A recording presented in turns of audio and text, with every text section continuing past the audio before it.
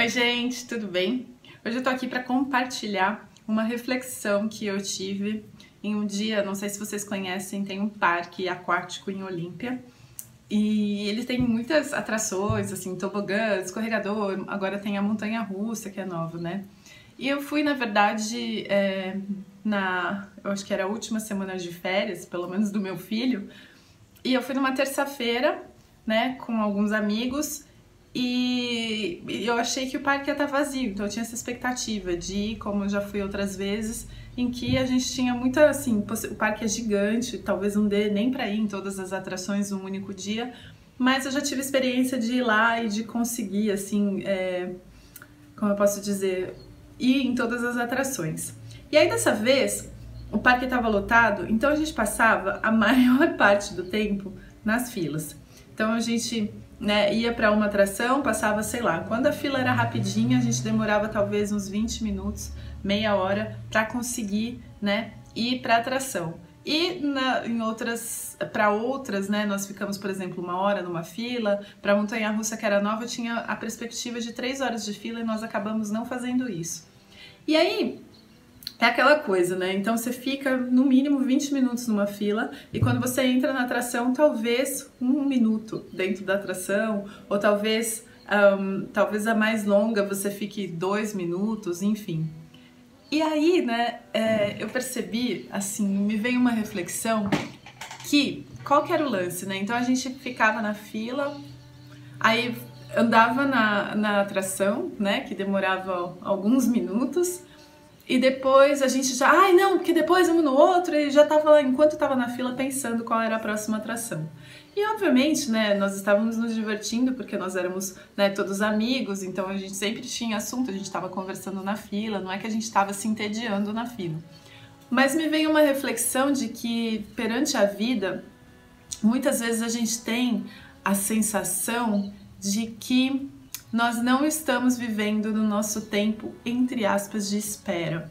Ou seja, nós podemos esperar por um resultado, né? Quando a gente é adolescente, esperar pelo resultado como é que eu falo? Do vestibular. Então a gente estuda,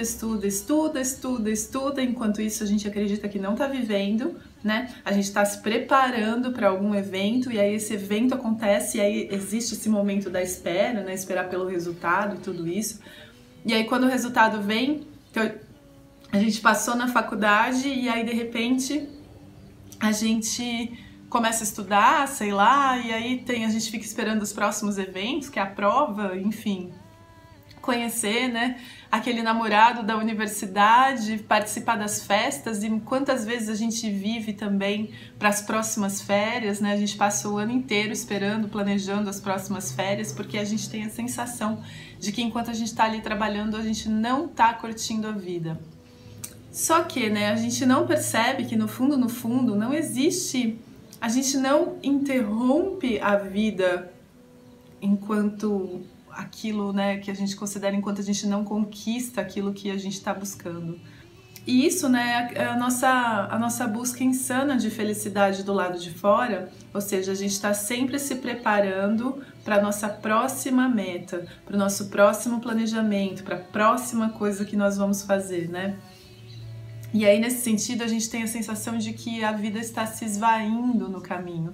Uma amiga minha, né, me contou que ela viajou para um lugar e que o Waze, o GPS, né, sugeriu que ela usasse um outro caminho que ela não conhecia e ela ficou muito brava porque era um desvio, mas depois ela começou a perceber que a paisagem era muito, muito, muito bonita.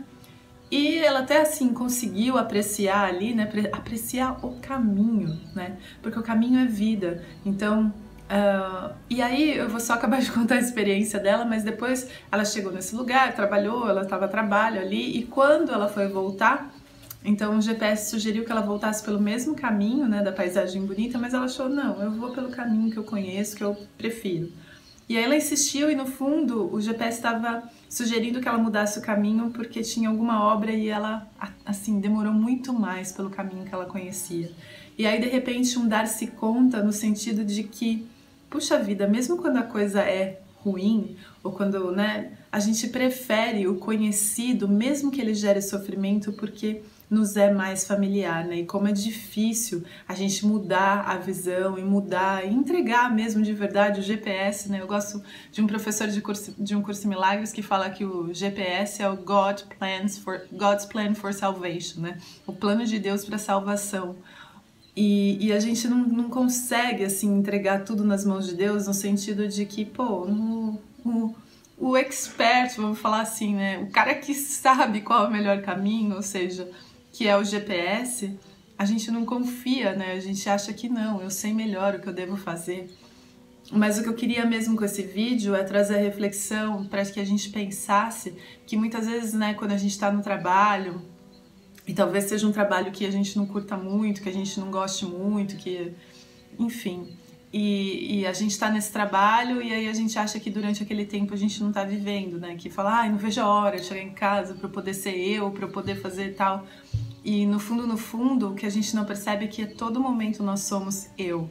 Eu em que sentido, né? Nesse eu, do pensamento que se manifesta. A gente acredita assim, ah não, quando eu tô com fulano, quando eu tô no trabalho, eu não posso ser assim, assim, assado. Mas presta atenção nesses momentos em que você se limita no sentido da sua manifestação, quando você tá num lugar e você fala assim, não, com aquela pessoa eu não posso falar tal coisa, eu não posso dizer tal coisa, porque esse é um pensamento, na verdade, daquilo que você valoriza, né? Em que sentido?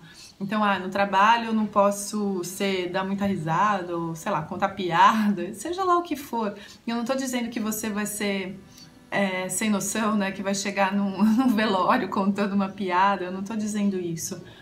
E é claro que eu espero que vocês estejam entendendo isso que eu tô querendo dizer, né? Mas o que eu quero dizer com isso é que muitas vezes a gente veste muitas máscaras dependendo do lugar onde nós estamos e que essas máscaras, no fundo, estão nos levando para uma compreensão daquilo que a gente valoriza.